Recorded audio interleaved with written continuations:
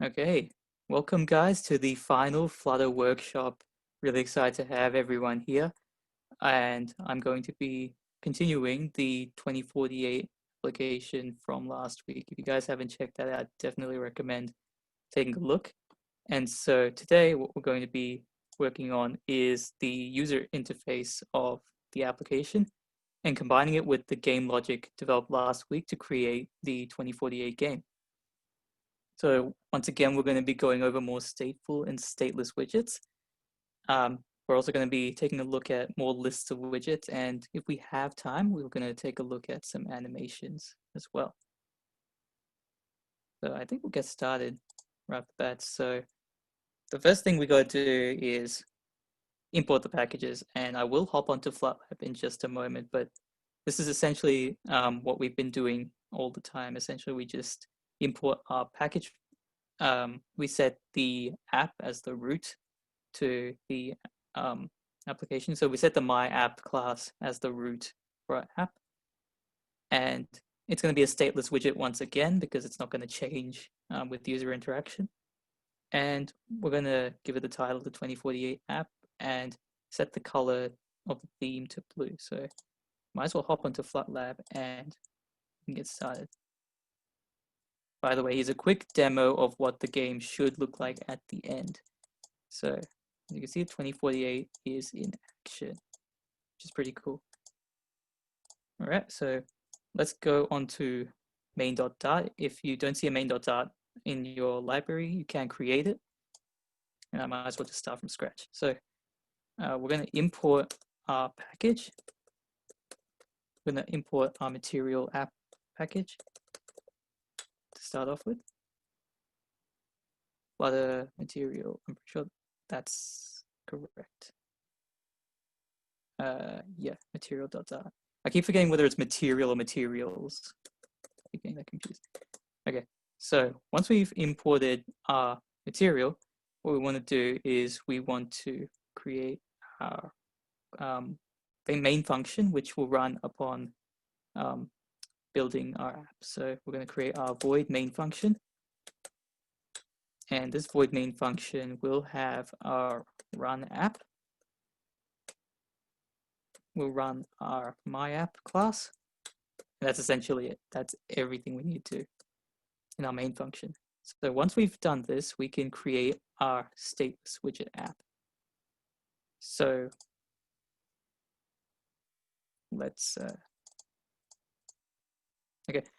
let's create our my app class. Oh, one sec. Okay, let's create our my app class.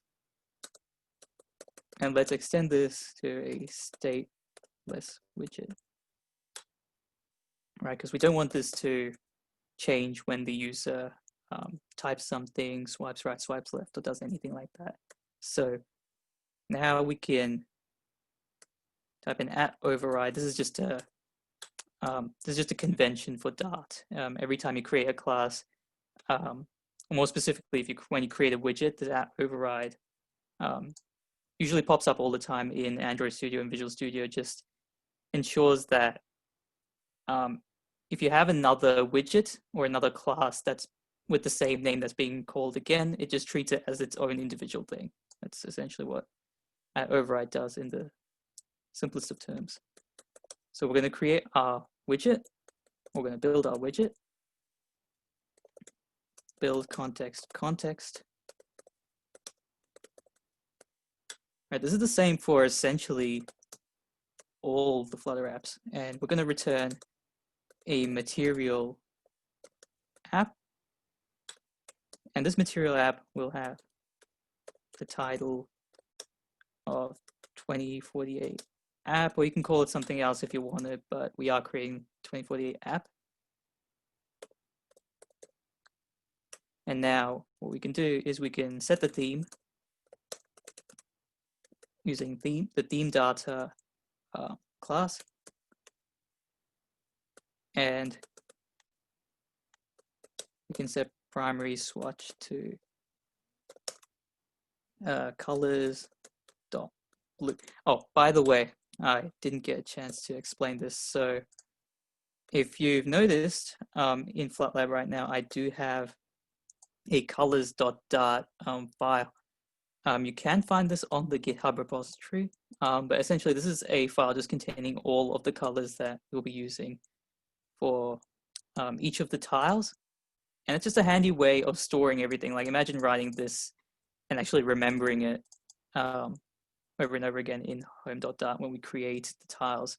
It's a bit of a pain, and to be honest, it's a lot easier to set it as a number or something similar, so that when you do call this, you can call this later on, and it just makes things a lot easier. Like even if you have, let's say, a list of maybe a list of specific values, you can create a separate Dart file to help store all of those and therefore call them a lot more easier. You don't have to remember all of these codes for the colors, which is the main advantage for having the colors.dart file. But that's essentially it here. Now we also want to import our actual home.dart file and the widgets that are within it. So we want to import our home.dart file so that when we run this, we can set the home page as our main page. So what we got to do is we got to set home as essentially the class to call upon creating the root. So once you create the root, there's going to be nothing on there. So the thing that you're going to be displaying is your home page, which is this here. And that is located in the home.dart file. So you have to import that and then create this. Also make sure you have all the semicolons in the right spot. But that's essentially it for the main.dart page. Pretty simple. And if we go into our home page, you can see that I might as well just get rid of all these. So as you can see, we import our materials package, and we also import game.dart. This was from last week. All the game logic is located in our game.dart file. And we also import colors.dart, from which we can access all of the colors, essentially. So once we do that, we can start by creating our home page or our home class. So we'll create our home class, and that home class is going to be once again a stateless widget. Once again, the actual home page, I actually go onto here, the home page itself doesn't change. So, yep, so the home page itself, when I move the tiles around, doesn't actually change with user interaction. The only thing that does change is the actual board itself and the tiles, but other than that, the home page doesn't change, the root doesn't change upon me clicking certain things. So yeah, what we're going to do is we're going to create this as a stateless widget, and what we're going to do is we're going to type in @override build a widget. So widget build context. You're gonna see this all the time. Every time we create a new widget, you essentially just do this and you return something. So this time around, we're not returning a material app. Instead, we're going to return a scaffold, which allows us to add additional widgets on top of our current app. So we're going to create our scaffold. And within here, what we want to do is we want to set the body to something. And the body is going to be essentially the game board widget, which we're going to create in just a sec. Once this is essentially it. This is the home page class. And now what we're going to do is we're going to create our game board. So we're going to create a game board class. And this time around, like I said before, the game board actually does change upon user interaction. As you can see, the tiles start to move around across the game board. And so because of this, we can't extend this to a stateless widget like we did before. What we got to do is we got this time around extend it to a stateful widget. And because we've done this, we actually have to define it a little differently. So we're going to have the override again, but this time around, we're going to create ourselves a private instance. So it's going to be called Gameboard State. I'm just going to type this up, create state.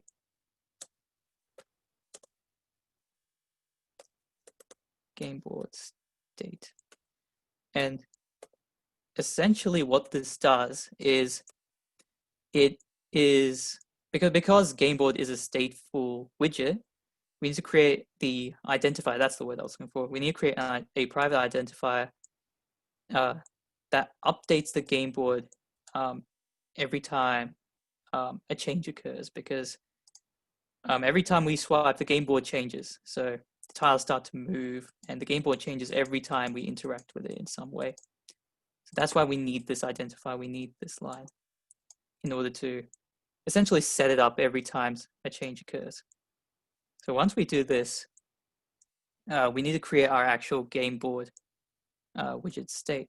So create a class called Gameboard widget state, and we need to extend this to the state of our Gameboard widget. And once we've done that, we can essentially, well, that's what we're essentially doing, is define the state of the Gameboard widget. And we're going to set up the Gameboard, or initialize it, and set its properties. So including its number of rows, columns, and a couple of additional booleans, which we'll get to shortly. So what we're going to do is we're going to create a board, or we're going to create a board of type board. I'm going to call it a board with a lowercase b. Once we've done this, we want to create an integer called row, integer column. I'm going to create a few booleans. The first boolean is game over, essentially checking whether the game is over or not. And we also want another boolean called is dragging, which just checks if you are dragging the screen and releasing, such that it will be able to change the board and change the tiles, essentially. So once we've done this, we actually need to create a media query. Just write it up. So media query data, and I'm going to create query data. Okay, I will get into what this means a little bit later, but what we also need to create is a final double tile padding, and we're just going to set that to 5.0. This is essentially just it's just padding for the actual game board. So just to make it look a little neater, not much to it. So once we've done that, we need to create our initial state. So once again, with the @override, and we need to create a function called Init State. This is something that you have to do.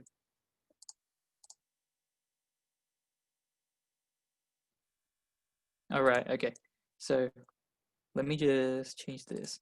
So rather than game board, let's make this game board widget. And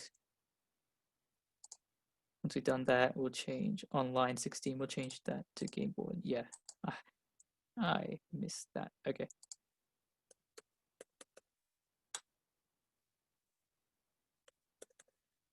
Okay, I think that's okay now.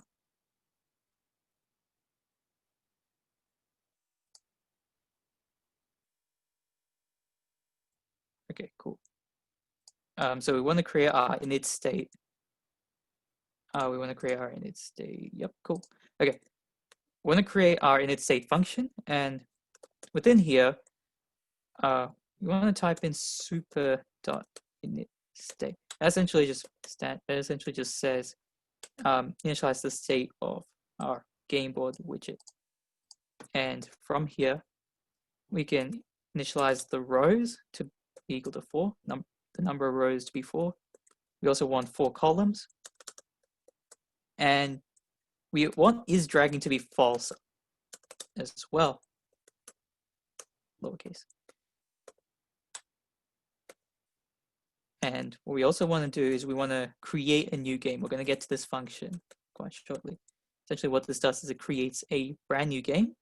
And one isDragging to be false because the player or user is currently not actually doing anything once we create the game. And all this does is it sets up everything upon being loaded. It sets up the board, sets up the random tiles, and all of that. We do need some additional functions as well as new game to make this happen, so we might as well do it now. So the function that we need in order to create a new game is new game. So let's create a void function called new game.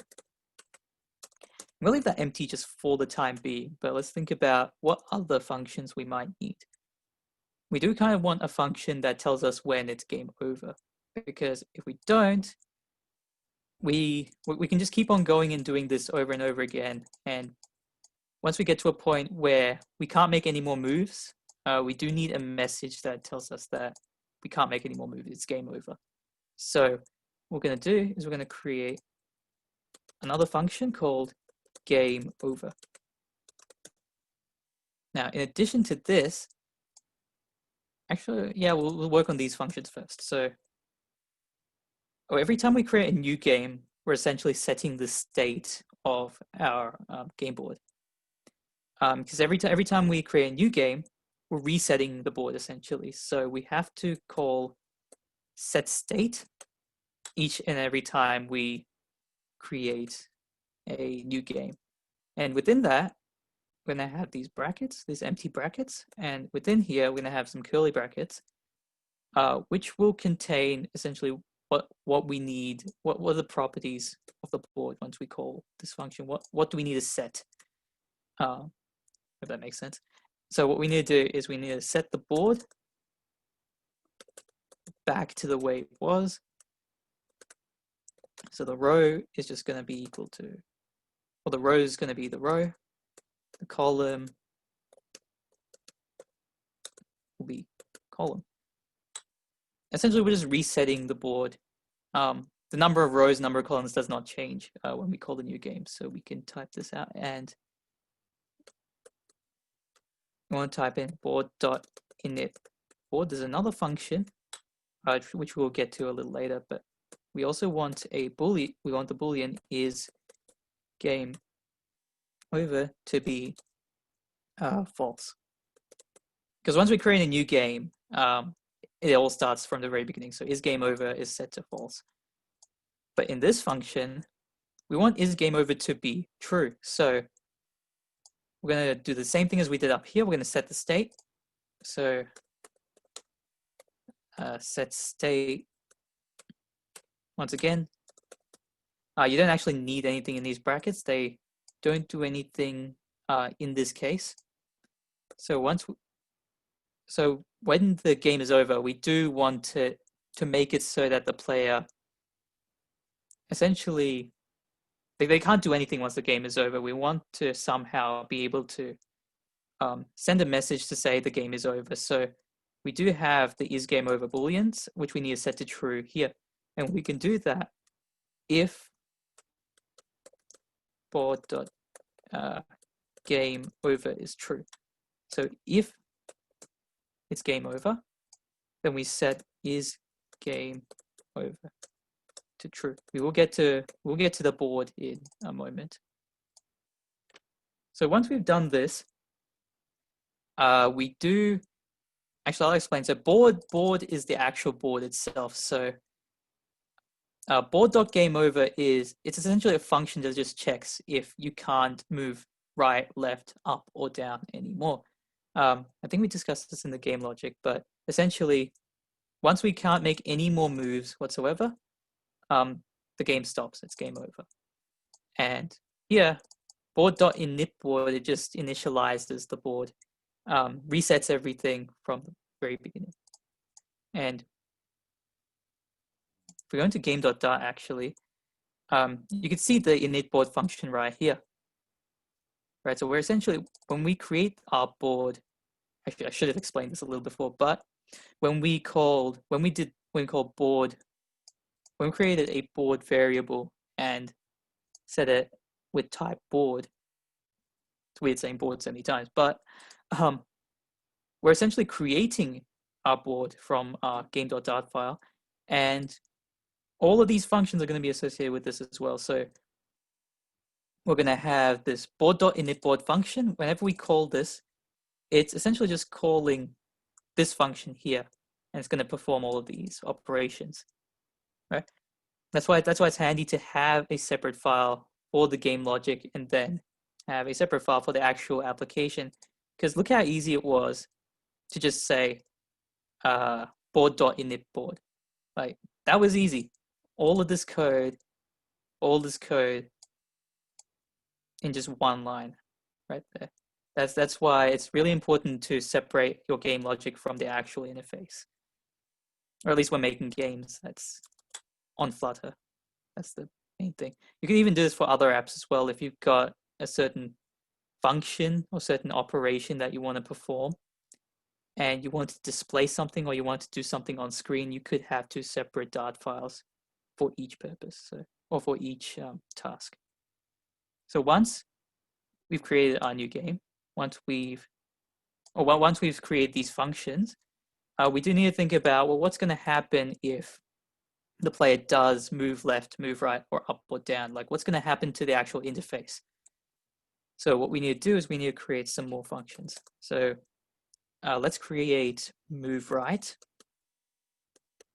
So when the player moves right, and I'll actually start working on this because I'll show you in just a minute. So we're going to set the state. We're going to have to do this every single time because we are inside of a stateful widget. So these functions are going to be doing something to the board. And so because of that, it'll have to set the state. It'll have to make some change. That's what these functions are doing essentially.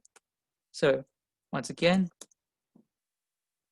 we do this. And what we're going to have inside of here is we're going to, from our game.dart page file, sorry, our game.dart file, we had a function, if I can find it, it is, yep. So we had a move left to move right, move up and move down. I think it's down here. Yeah, here we go. So we got our move right, move left, move up and move down functions. These are the ones that we're going to be calling so that the player can essentially move up, down, right, and left. So this move right is going to have that function associated with it. So what we're going to do is we're going to type in board.move right. As simple as that.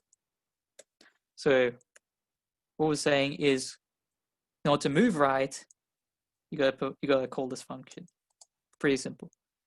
And what we want to do is we also want to call the function game over, because we do want to check if the game is over. We do want to check that once they've done a move, if they can do any more moves after that, because if they can't do any more moves, it's game over, right? We essentially just copied the same thing, just with move left, up, down. And we just create another 3 functions. So what I'm going to do is I'm going to do the old programming trick where you copy and you just paste. Pretty simple. And all I need to do is just change from right to move up, move down, and I think I forgot move left for some reason. So move left. And once again, you can just replace all of these with the corresponding movement that the player will perform. That's pretty straightforward, and you can see how much simpler it makes it when you already had the game logic down pat. So once you've created these functions, that is essentially it. That's our game board. That's our game board widget essentially complete. Well, nearly complete actually. Because what we do still need to do is we do need to actually build our game board, because if I do run this, it's not going to really show anything yet. Because we have said stuff like Init State and set state, but we haven't really drawn the board onto the app yet. So we need to do that. So what we're going to do is we're going to create,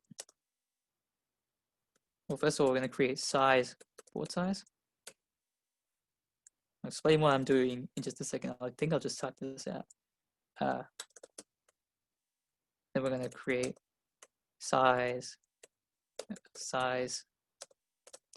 and we'll assign it with query data dot size. Essentially what this is doing is it's just grabbing the size of our board and returning it. So return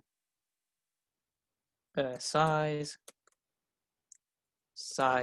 dot width and size dot width again, because the width and height is the exact same, or it should be. So once this is done, we're going to build a widget. So where's the at? Okay, at override, and we're going to create a widget this time. Widget. I was going to widget w widget. Widget build context. Actually, I don't think I've ever seen every time you build a widget. I think you have to do this every single time. I don't think I've seen a widget being built without it. So what we're going to do is we're going to grab our query data, or we're going to create. Actually, we already created query data, didn't we, up here? Yeah, we already created query data, and so now all we have to do is assign it with media query of our context. I'll explain what this means right now, actually. So this is essentially, it's just grabbing the properties of our board, which is the number of rows and number of columns, essentially. So what we now want to do is we actually want to create our tiles. And so in order to do this, we need to create a list of widgets. So we want to create a list of widgets, and more specifically, tile widgets. And we're going to create the identifier. We're going to call it all tile widgets. And we're going to assign that a list of tile widgets.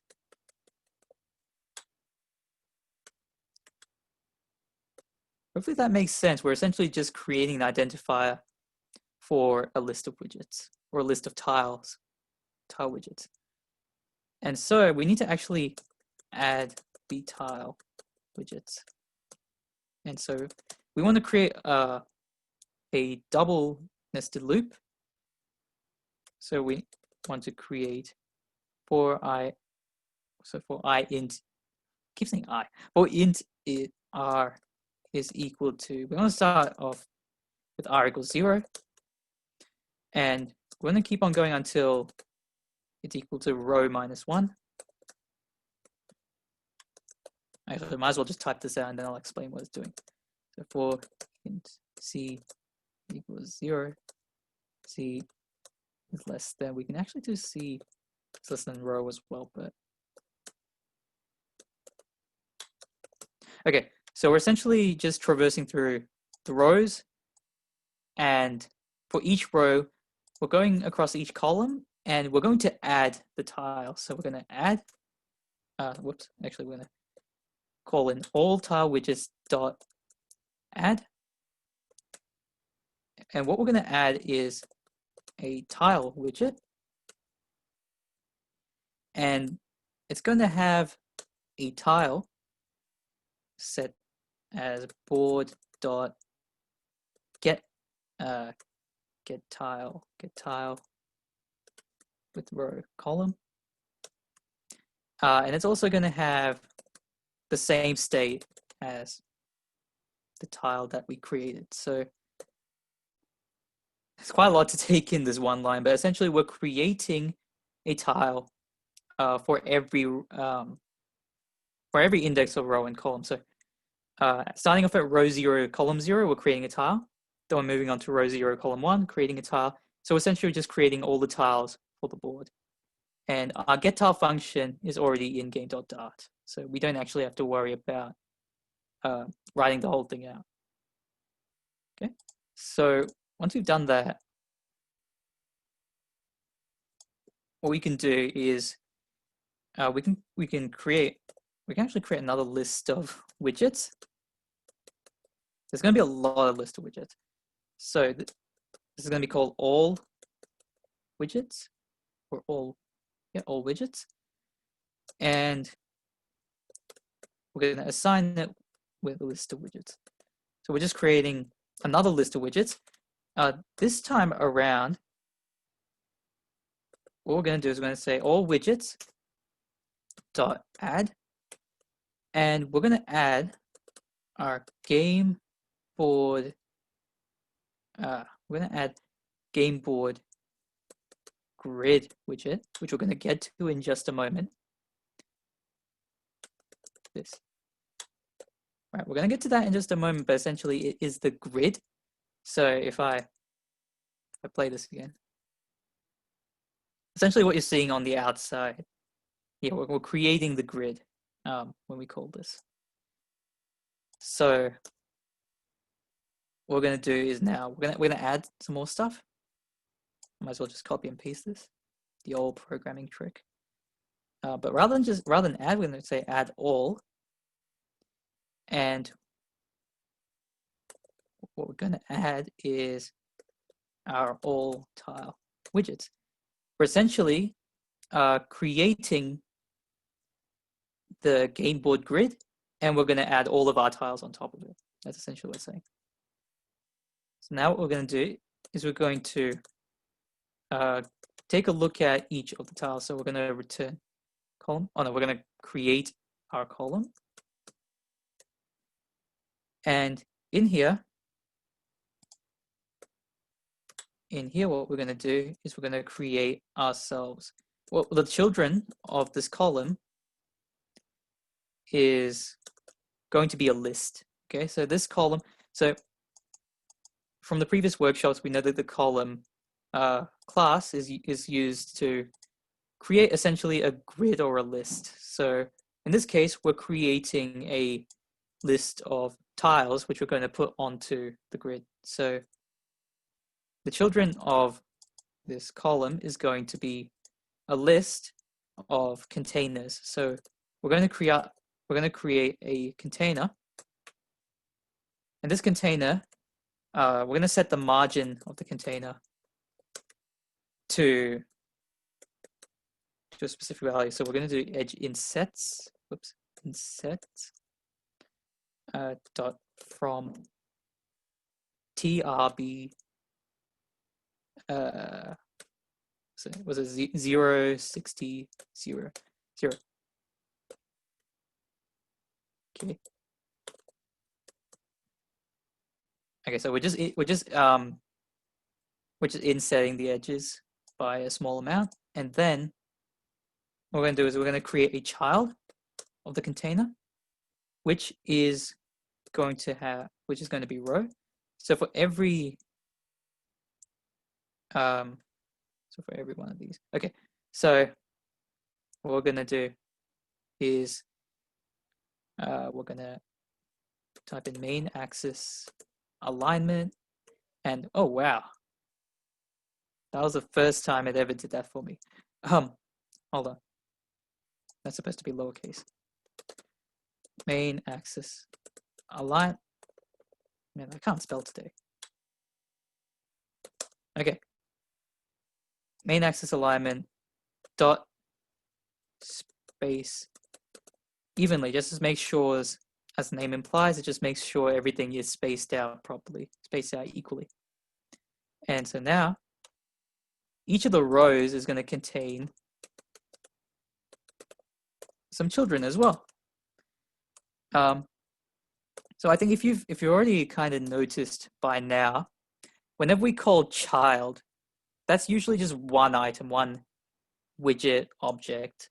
When we call children, it's usually multiple things. Whenever we call children, we expect a list or a bunch of things. So, a bit of a tip or trick in knowing what exactly children has. And children has multiple stuff. Child usually only has just one. I don't think you can have more than one thing assigned to it. Children can have more than one thing assigned to it, but childs cannot. Okay. So what we're going to do is we're going to create more containers. And these containers are essentially the tiles itself. So what we're going to do is we're going to set the color.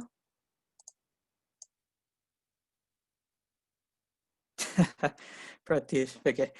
So we're going to set our color. And I got to make sure not to spell color as C-O-L-O-U-R. That's one thing I have trouble with. Sometimes I do this and nothing works. So make sure you spell color as C-O-L-O-R. And we're going to set the color to, okay, let's see if I can type this in. 0x FF B7A 897. As you could see, that was painful, very painful. So imagine if you didn't have something like this colors.dart file where it's already got the colors essentially prepared for you. It becomes quite a task having to write all of this out again and again. So once we set the color, we want to set the width of our tile to 120 pixels. Why do they keep coming up with that? Okay, height. We want to set the height to 60. Okay. we also want this container to have a child, which is going to be a column again. And actually, I think I've been screwing something up. This isn't the tiles. This is actually, when I run the app, the thing that we're looking at here is the score and the new game. That's what we're creating. That's what we're creating here. So as you can see, width of 120, height of 60. That looks like something like this, right? And our color is associated with this color here. So what we're going to create is we're going to create a score counter, you can call it, something like that. And we're going to also create our new game button. That's what we're doing here. And so what we're going to do is we're going to type in once again main axis alignment. And this time around, rather than, we're not going to do space evenly again, what we're going to do is we're going to type center, because we want the text to be at the center of our box. And I essentially just gave away what we're going to do. So this is going to have some children, and they're just going to be text. So we're going to type in text, and within here, we want to type in score, and we want, man, this is getting annoying. So we want the style. We want the style of this to be text style. We want the font. So the style that we're going to keep, so the style that we're going to set is, the only thing that we're going to change is just the font weight. So essentially the boldness of the text. This is cool. I don't think FlatLab's ever been this nice to be able to list out all this for me, but that's pretty cool. Anyway, getting back to this. So we want font weight dot bold. Whoa. Okay, hold on. So we want font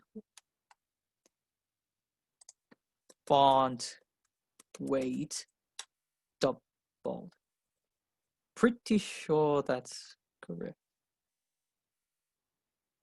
Hopefully. Okay. Why does it keep doing that? I hope I don't have an error or something, but we'll find out soon enough anyway.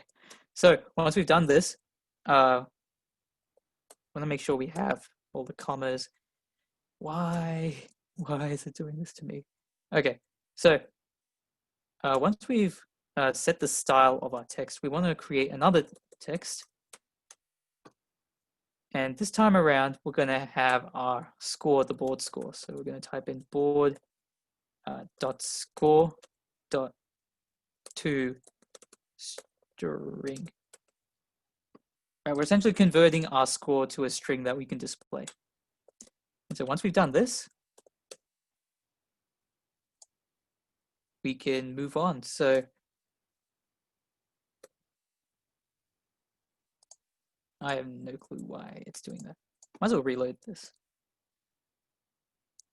Oh, I hope it saved everything.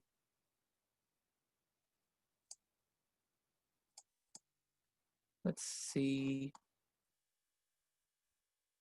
Okay, not too bad. Not too bad, thankfully. Yeah, make sure you save it. If you're using FlatLab. I don't know why it keeps on popping up with that menu. Okay, so once we've created this, we've essentially completed this part. And so what we can do now is we can create our button, so the new game button. And so what we're going to do is down here, we want to create a flat button. So I'll just type this out. So flat button. And this is actually from materials.dart. It is as the name implies, a flat button. So as you can see here, it's just a flat button that upon clicking has, you can call a function or you can call a class or something can be done once you click button. So pretty cool. So we're gonna create a flat button, and we're just gonna format the button a little bit. So we're gonna incorporate some padding, and the padding is gonna be about. Okay, so we're gonna use edge insets dot all. Yep, and essentially what this does is it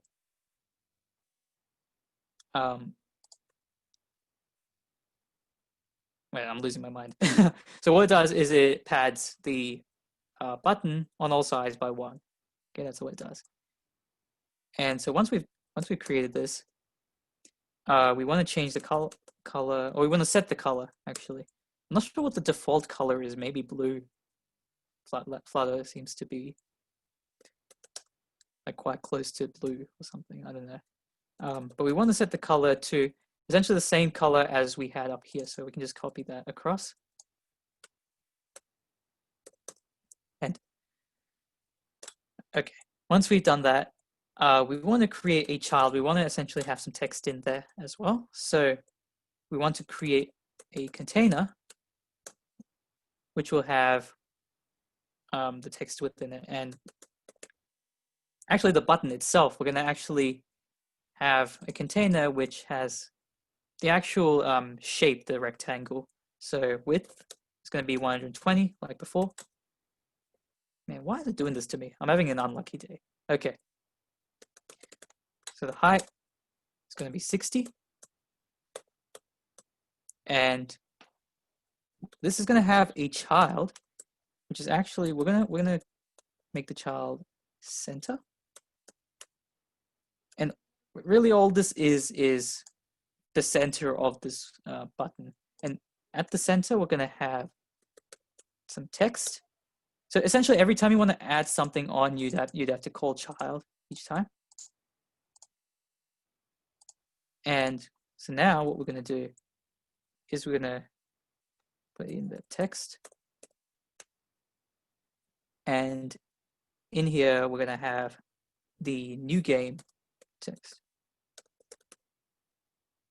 Okay, pretty straightforward. So I think that's all we have to do for the formatting. So now what we need to do is we actually need to get this button to actually do something upon being pressed. So what we need to do is we need to set on pressed to something. Okay, so we have empty brackets there, and we got within here, upon being pressed, we want to create a new game, pretty obviously. And because we already have the new game function predefined, we just need to call that here. Pretty easy. And that's essentially it for the flat button. So now I got to make sure I get this right. So we got bracket, comma, comma, comma. And here, still within this container, or still part of the children's, we need to create ourselves another container. And in this container, this container will have a height of 30 pixels. You don't have to put 30.0, I believe 30 would be also fine. And the child of this is going to be opacity. So I'll type this out and I'll tell you what this means in just a second. So we're going to type in opacity. And we're going to set, actually, hold on, is game over 1.00.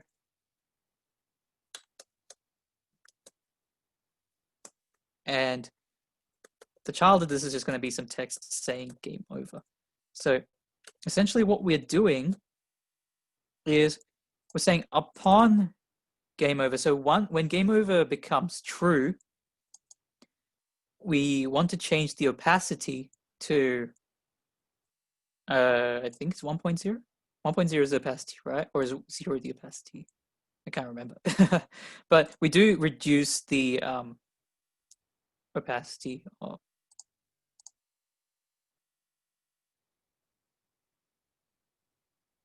right. So the opacity widget is, like Andy has mentioned, it's a widget that will only show its opacity value. It'll only show if its opacity value is 1. If it's 0, the opacity value will not show. Essentially, that's what we're saying here. If game over becomes true, this opacity widget will show, and you will see this kind of. I don't think I can emulate. I don't think I can. Yeah, it's gonna be hard for me to get game over on this. I'm doing pretty well, unfortunately. But yeah, what should happen is the board should kind of fade a little bit, if that makes sense. So the opacity should become visible once it's game over, once you can't make any more moves. And you should see a text, game over, once this does become enabled. And so that's essentially what this container does, and that's all we need. I think that's all we need. So I'm just gonna put some brackets. For some reason, FlatLab doesn't like me today. So yeah, we do actually need one more container. We do need a big container this time around. So we need to create ourselves another container. This time around, what we're going to be doing is creating our board. So we need to do is we want to set our width of the container to essentially the value that query data, which we defined earlier, was able to grab. So I'll just type this out and I'll explain it. So width, we assign query data dot size dot width. So we're essentially saying the width of this container to the width we predefined earlier, right? And we also should do the same thing with our height. So the height should be set to query data.size.height. Oh no, sorry, to width, because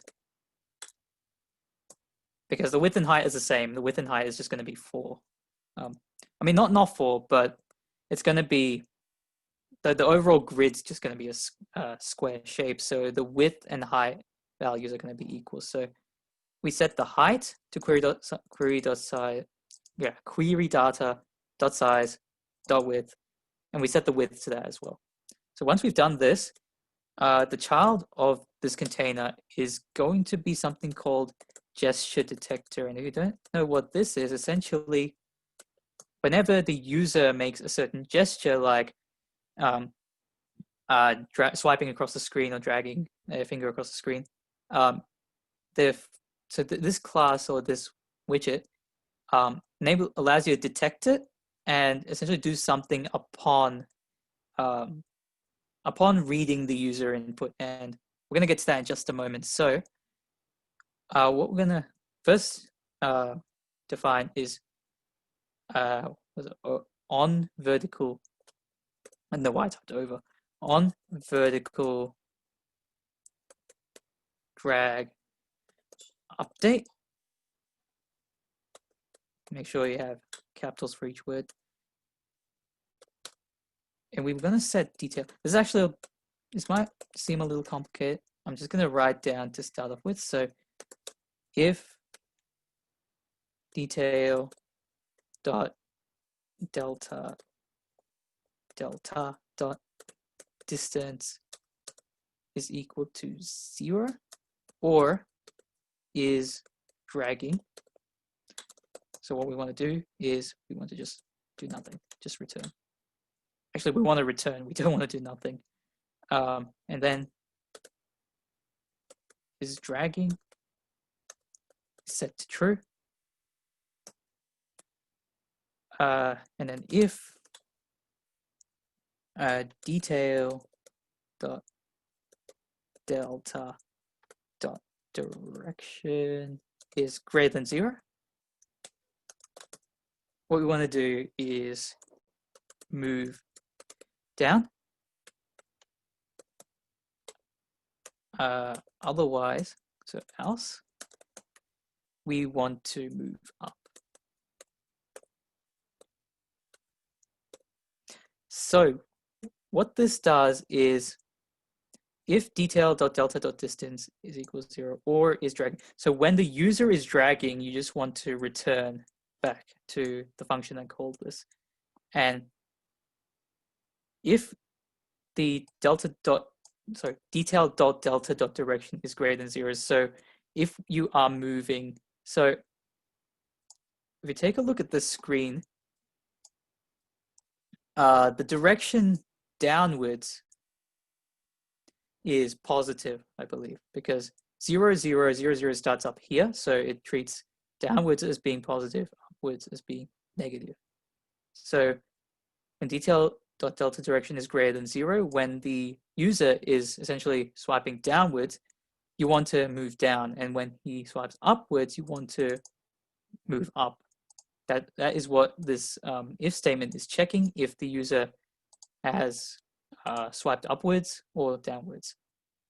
And that's done through checking detail.delta direction. And so what we're going to do after this is we're going to type down, we're going to type on vertical drag end. And so essentially what we're doing here is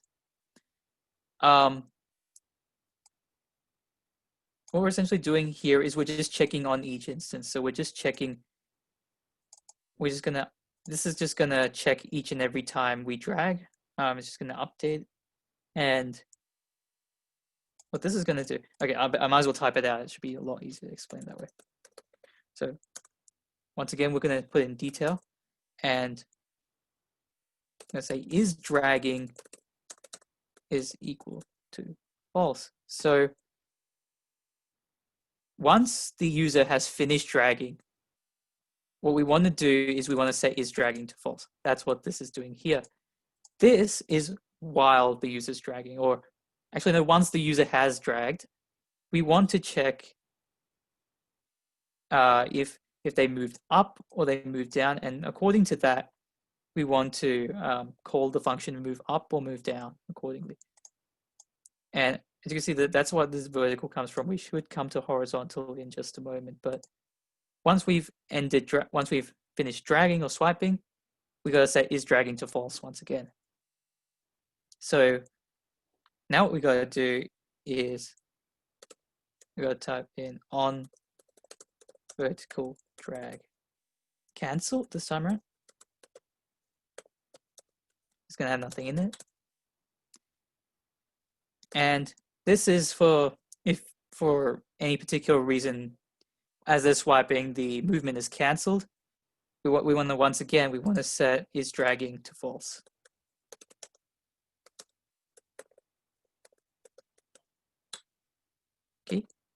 Okay. So once we've done this, we want to essentially do the exact same thing, but this time horizontally. So let's be honest, we can just copy and paste this, and we could just change a few things here and there. So rather than on vertical drag update, we can have on horizontal drag update. And this stays the same. This stays the same. This checks if we're dragging. And the things that do change are these functions here. So rather than move down, we're going to have move left, move left. Right. So if detail.delta.direction is greater than 0, then we're going to move left. Otherwise, we have to move right. Pretty easy. Okay. And once again, rather than on vertical, we'd have on horizontal. And we also want the same thing here. So once the user releases, once they stop swiping, you set is dragging to false again. Or if for some reason it cancels itself, then is dragging is set to false. And so now what we got to do is we want to create a chart. Did I forget? Yeah, I forgot commas. Okay, make sure you have commas on each of these. And so now what we can do is we can create a child. So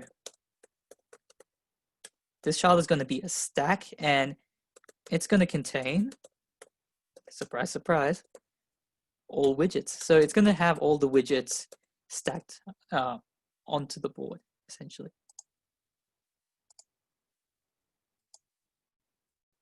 So just making sure that I have all the commas and semicolons all right. And that should be it that should be it with regards to the game board widget state. So once this code executes, what it's going to do is it's essentially going to initialize the board with all of these properties and essentially all the widgets, all the tiles being initialized, as well as the buttons and the grid itself, all being ready based on what we've written here. And this is something you're gonna have to do for every stateful widget. You're gonna have to initialize it, set the state, and every time you perform some action, you have to reset the state. Because the reason why you call it a stateful widget is it does something or it changes based on user interaction. So you have to keep on each and every time that something happens, like let's say we move right, you have to set the state once again. Okay, hope that made sense.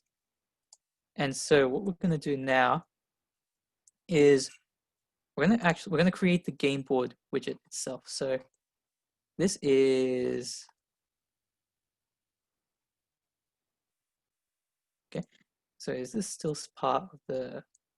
No, it's okay. So it's a new class. We're creating a new class, and this class is going to be the game board grid widget. Oops.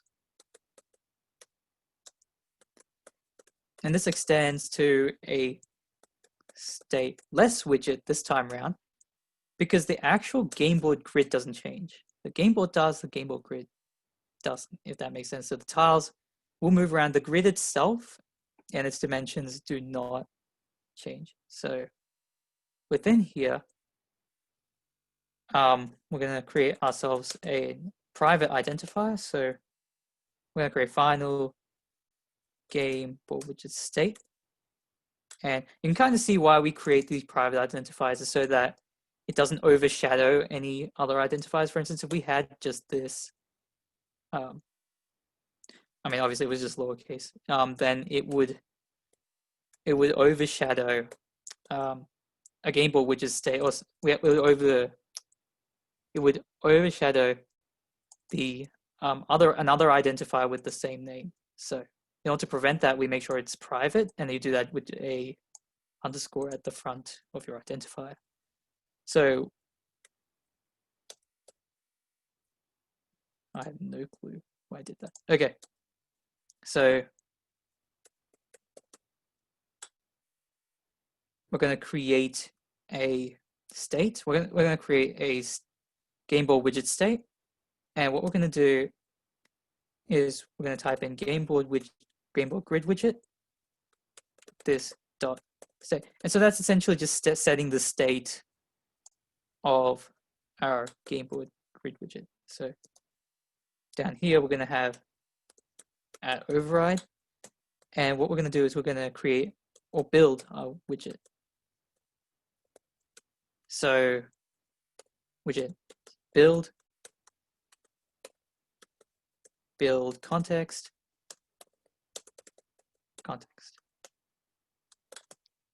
And so what we're going to do is we're going to type in size capital S. So we're going to create so we're going to assign this with state.board size. We're essentially just assigning the board size to this identifier. And now what we want to do is we want to create a double variable called tile width. And this tile width is going to have size.width minus the state.column plus 1 multiplied by state.tile padding. Okay, and all of this divided by state.column. And so essentially what this is as the name implies, this is the tile width, and this is how you calculate. You take the size.width, so the board size width, you want to subtract state.column plus 1, and then multiply it by the tile padding, the amount of padding that you want per tile, and you want to divide it by the number of columns. And that's going to get you the size of each tile, or the width of each tile, which is, I guess, the same as the height. So what we're going to do now is we're going to create our actual list of tiles. So I want to create a list tile box. So these are the actual tiles that are going to go on top of the game grid. So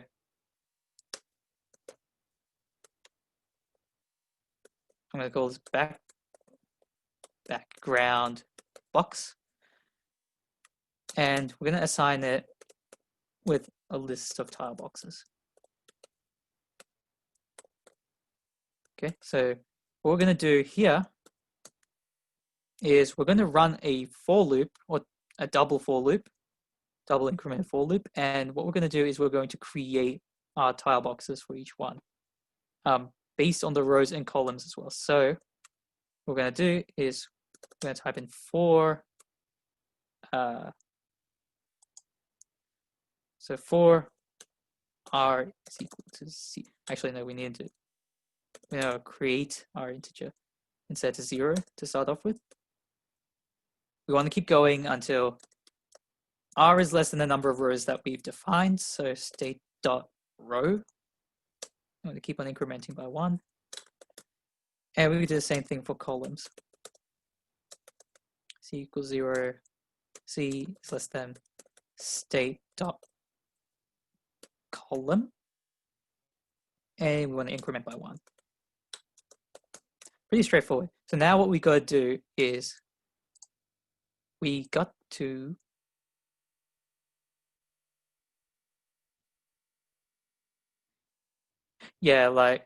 so we don't have that much time, but what we will do is we'll keep going, and so because this workshop does finish at 8 p.m., we might skip the animation, but we will incorporate it, and we will include it in the GitHub repo, and I will just quickly show you exactly what the animations do.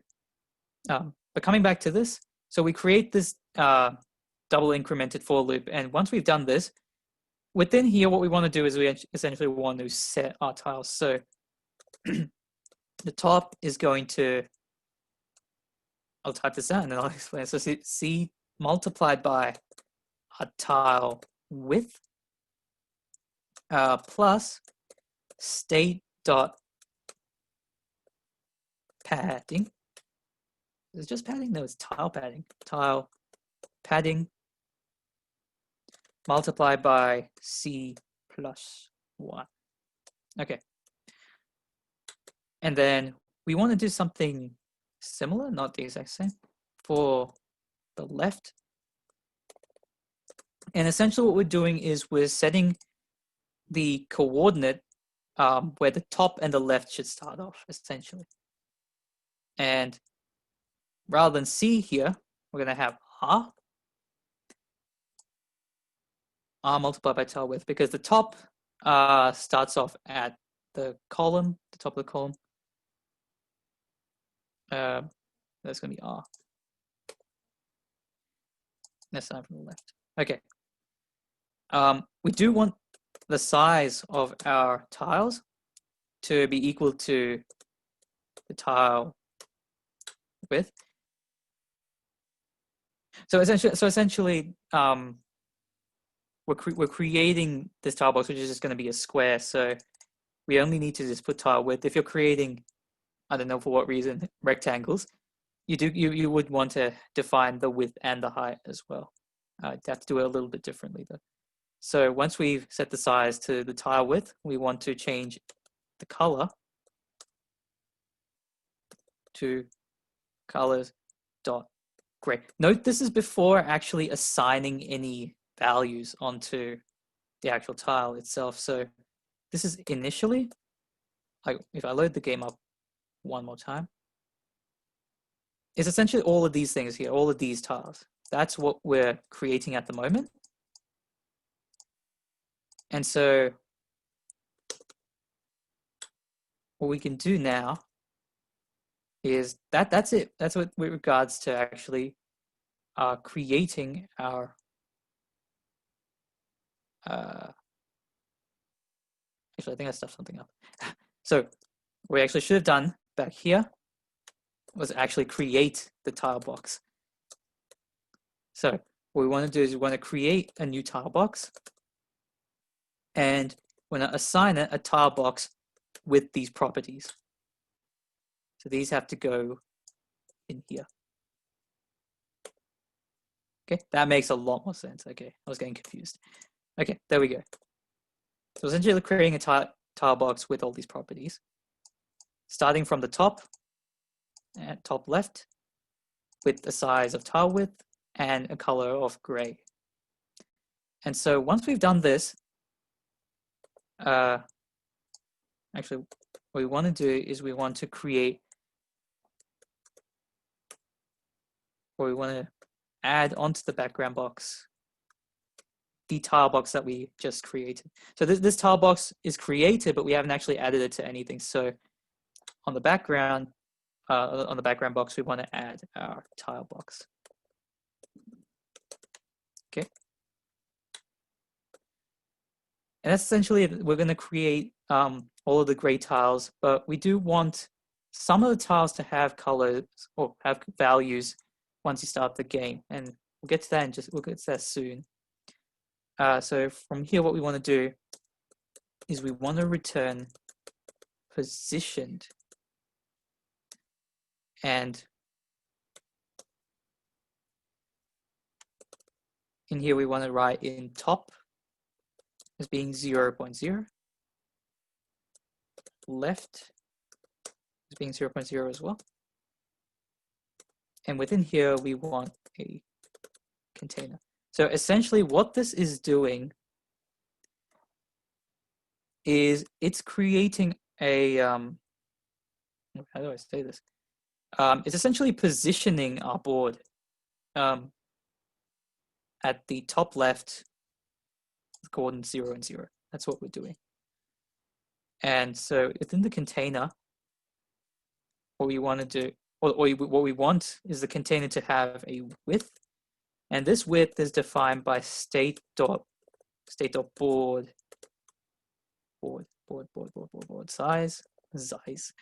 size dot width, and we want the height to be equal to the state.board size dot height. So we're essentially setting the height and width of our board, and this is also going to have a child, which is another stack. Oops. And within here, we want the children of this stack to be the background box. And so once we've done that, we can, oh my God, it was going well all this time, and now it has to do this. Okay. So we want to set the decoration as well. So decoration, box decoration. This is used to decorate any box on material apps. So usually it's to set the color or the tone or shade if those properties are there. But we're going to set our color of the box to colors dot gray, like we see here. The color is gray, and we haven't actually specified a value like we have up here, or the intensity, because we just want this to be the classic gray as I showed before. So once we've done that, that's essentially it for this part. So I'm gonna make sure I get this right, comma, and I think semicolon. So that's our game board grid. And so what we would have done now is we would have created our animation widget. So what I'm going to do instead, just for the sake of time, is I'm just going to paste that in here, but I will explain what is going on so that we don't get confused. So let's put this in here, and okay. So whenever we add animations, we have to create a class, and we want to extend it to animated widget. So any widget that you're going to animate, whether it'll be moving from one end to another, or let's say you want to increase its size or something, this is what you would do. You would create a class like animated tile widget and extend it to animated widget. This is what is used in Flutter. And just to be a bit more specific, there are two types of animations which you can use. So in this case, what was the animation that we were using for this one?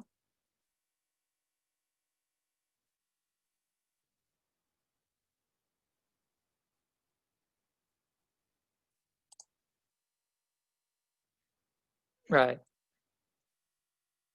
Oh yeah, but like, what was the implicit animation, isn't it? Is it this one? Oh, sorry. So like, and for those who are like confused, in Flutter there are like two types of animations: implicit and explicit. So implicit is when you, for example, you have like a normal Flutter widget like row or container, and then there's Flutter has an actual widget specific to that widget, which is an animated version. So you can have animated container or animated row. So for this case, we will be using explicit animations because we're not using an actual like built-in Flutter widget and then just having an animated version of that. We're creating our own animations. So in this case, we're using an explicit animation, and whenever we create an explicit animation, we have to create an animated tile or animated widget, and it has to extend from an animated widget. So does that? Nice. Yeah. Yep. So we are using an explicit animation in order to. So the animation is essentially the tiles popping up. So if I bring up the app one more time, it's essentially every time a new tile appears, it just pops up like that. This is a really good example of essentially an explicit animation. And so what we do is we create another state, another private identifier, which has a type of the Gameboy widget state, and we create or we define our animated tile widget with these properties. So it'll have a key, it'll have the tile which it is animating, which is going to be the tile that appears. It's going to have the same state as this, or as a tile essentially. And yeah, that's essentially it. So these are the properties of our animated tile widget. And what we essentially do is we build our animation widget. And so what we do is we first create an animation double, which is assigned listenable here, which we have defined previously here. So after that, what we do is we grab the animation value, and what we do is we also take our board size and our width. So essentially, it's very similar to all the values that we had up here with width and the size of our board. And that's because we do want to animate it according to dimensions that we specified for each tile as well as the board. And I'm just going to explain very briefly. This essentially, what it does is over time, it'll slowly increase the overall width and height of the tile, such that it creates this like this animation effect where it just appears slowly. So like I can probably show you here. So it's slowly like after you've completed a move, once the tile starts appearing, it'll slowly start enlarging itself. That is what we're doing here. The left and the top are essentially being resized over a small time duration such that it creates that effect. And the color of the tile that we set is going to be dependent upon which tile appears. So for the game logic previously, we did create a function that either randomly pops out a 2 or a 4. And based on that, if it pops out a 2, we would use this color here. Otherwise, we would use this if it pops out a 4. And so, by the way, the animation will be located in the GitHub repository once again. So do want to check it out, definitely recommend checking it out. Also, if you do want a separate video just explaining explaining the animation, do let us know. But essentially, this is well, that's not the animation. This is the animation class that you will need in order to create that effect. So once we've created the animation, what we want to do is we want to create our tile widgets. So what I'm going to do is I'm going to go down here and I'm going to create the tile widgets. So I'm going to create a new class, and this is going to be called tile widget. And this extends to a stateful widget. So the reason why this is a stateful widget is because it's going to change. Like, so once we create a new tile, it's going to change in value, right? Like once we merge tiles, once we bring one tile on top of another, it's going to change in value, and therefore you have to call it a stateful widget. Also, because it's being moved around, it's classified as a stateful widget. It changes based on user interaction. And so what we want to do is we want to create a final tile identifier, and we also want to create, well, we also want to have in the Gameboy widget state. Okay, and we also want to set the tile widget. What we want to do is within here, we want to say this dot tile and this dot state. And essentially what this is doing, this dot, does it this dot date, this dot state. Okay, these are going to be the properties of our tile widget. And we also want to set the state of this tile widget because it is a stateful widget. So what we want to say is tile widget state. We want to create what's it called? Create state. We want to create state.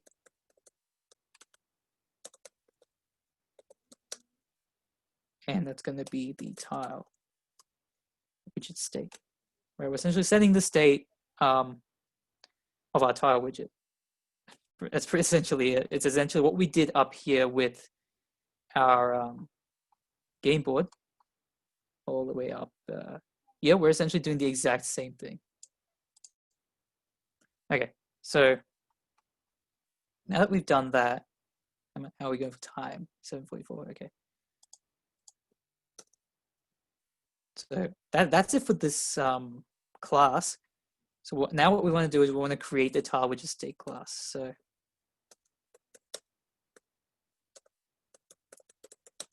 and we want this to extend to the state of our tile widget, like that. And so this time around, we actually got something else that we're going to do. So we're going to type in with single, this is going to be long, single ticker, is this it? Single ticker provider state dot extend. Yep, that's it.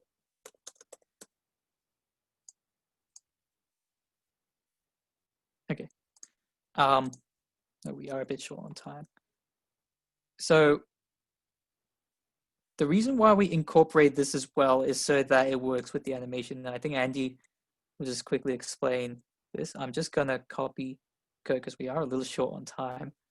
But essentially what this does is it allows you to use an animation controller and essentially perform that, be able to animate the widget as you require. So I'm just going to copy this in. Once again, it's going to be available on GitHub.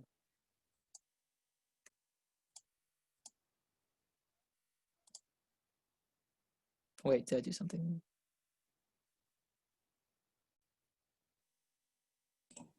Yep, so I think it's all good. Yeah, it's all good? Okay. Yep.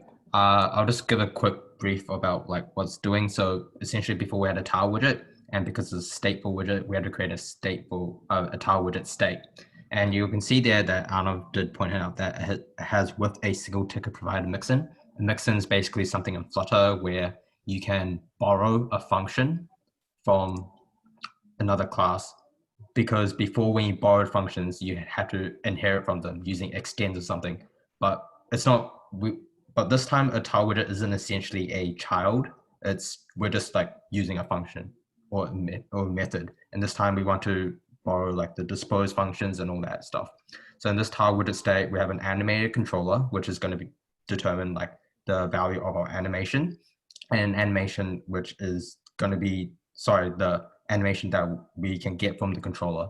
So there you can see we have around line 294, we quickly have a tween. A tween is basically going to determine a value which begins and ends. And then in that tween, we will start to animate it. So that's when kind of like the glow up of like the tile comes in, because as your tween is getting from transitioning from 0 to 1, that's how you animate it. And then dispose is just when you kind of replay the animation. And every single animation will come with a duration. And that's why we just set the duration to 200 milliseconds. So that's how long the animation will be. And vsync is just how to trigger this animation. And we set the vsync to this. So once this is created, that's when the animation will play. If we have a vsync to something else, then that's when the animation will play. And then in our widget build override, we have if widget, so around line 305. So that's determining when the widget is new or when it's empty. So when the widget is new, that's when a tile widget is either created or it moves to a certain position. So that's when we kind of want like the animation to like appear. But if we don't have, but if it's not, then we won't have an animation set. So, and then in that case, we will return an animated tile widget, which is what Arnav created just above. So that's a quick run through of this tile widget. Awesome. And that is essentially nearly it. What we want to do is we do want to create the tile box, last but not least. And so what we want to do is down here, we want to create our tile box, another widget. This time it's going to be stateless. And so what we're going to have is, we're always going to define the top left size of the tile box, the color, text, and we're going to apply those as the properties for the tile box. And so when we're building the widget, we're going to return essentially its position. So what we're doing here is we're just positioning our tile box on the screen. And essentially what this tile box widget is, it'll be the default tiles on the board. So if I run the game, all of these things are our tile boxes. And so what we're doing here is we're positioning and building all of them on the screen. But I think that is it with the home.dart page. So let's actually try building this and hopefully no errors come into play.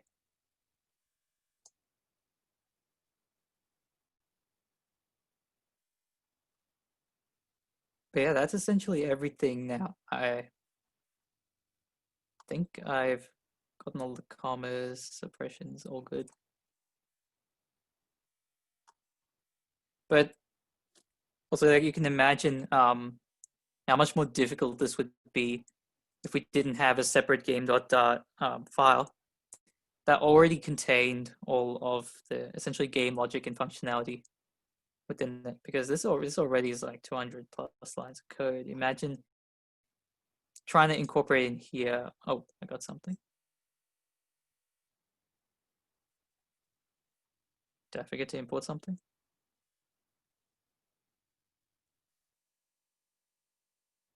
A class declaration must have a body. even if it's empty. Line 8. Oh, is this in May?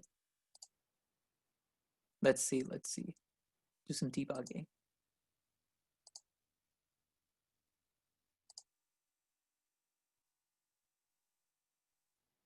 Class my app extends. Let's fix this. I think so. Let's see if this runs.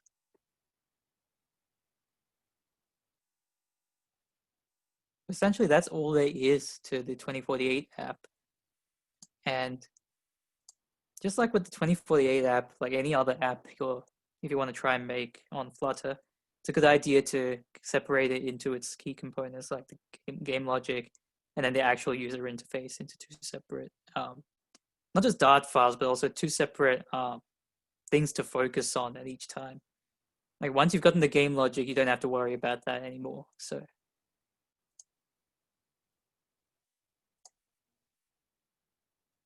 All right, let's see if this works. I think there's some things in like line 5, for example, where you have like the 2 curly braces there. Line 14, same with that as well. Like the extend stateless widget. Kind of, you know, you have like the the round brackets after stateless widget. Oh yeah. So yeah, if you could, maybe you could remove those. Yeah. Same with line 14, and then I think line 7. There's everything. if all of it has it. Let's see if. Right. So don't have those brackets in there because when you do, the compiler expects something in there. This doesn't have it, does it? Nope. There's also something on line 7, I think. I think just widget. I think they spelled incorrectly. I'm not sure. Line 7. Yeah. Wow. Okay. I think that should nearly be it. If anything else, it could just be. Yeah, debugging in Dart can be a pain. Debugging in general can be a pain unless you've got a really good debugger. It's a little tricky in FlatLab as well. But like I think Android Studio, like once you get an error, it'll take you to the line. But I don't think FlatLab does that. Actually, it did just then, but sometimes it's not that obvious.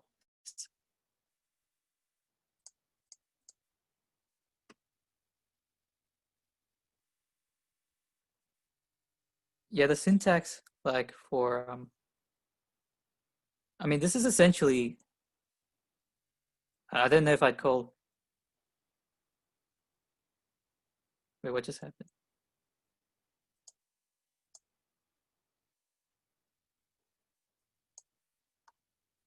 Okay, not that many errors now, thank goodness.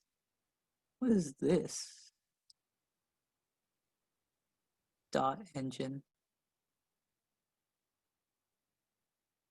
139 in.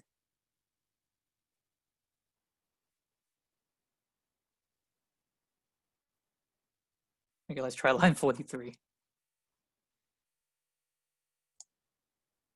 43, 47. You have board.gameOver. Oh, I think maybe game over is a function, so you should have like 2 brackets after the game over part. Like I think so. That might actually be right. Well, let me check game dot as well. Can you control F in this? Let's see. Nah, that's just in Chrome. Oh no, you can. Game over. Yeah. So yeah, in that case, you would need 2 brackets so that. Okay, cool.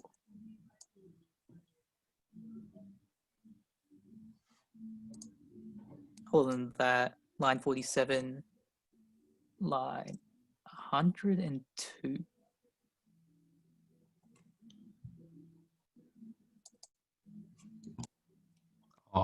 should be from LTRB instead of just TRB. From L. Yeah. oh right. Yeah. I forgot. Yeah. Setting a That makes margin for the sense. left, top, right, and The bottom. left, top, right. Yeah.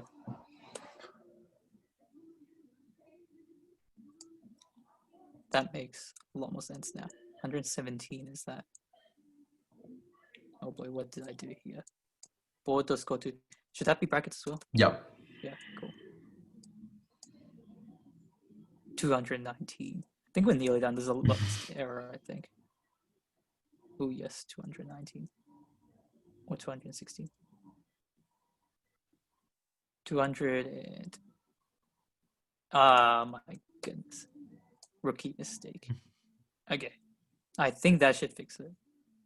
Or board size, I think, might need curly braces as well. Just looking at the debug console. Oh, 200. I'm not sure. Is it? Yeah, I think so. Because we were okay everywhere else. Yeah. Funny thing, I tried that hot preview one time and it worked, but that was because I hadn't built anything. I'm not sure if it actually still works or not. If this one doesn't work, then we can just copy and paste the code. Yeah.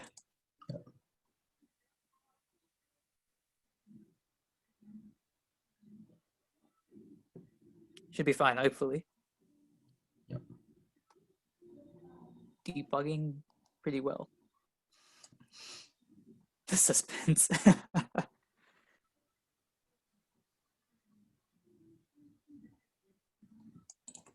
The suspense is killing us. I think the cool thing about FlatLab is builds it for you. Like if you've got Android Studio or Visual Studio and it's just slow, like really painfully slow, or if it just doesn't run, then well, that's pretty handy. There's probably other tools out there as well that you can use to create Flutter apps, but this is the only one that I've seen so far.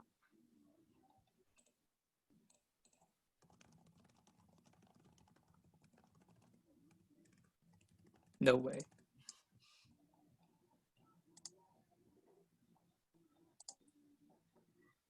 Unfortunately, due to time constraints, we'll probably have to stop it here. But there's the game logic and the Flutter design logic is all there.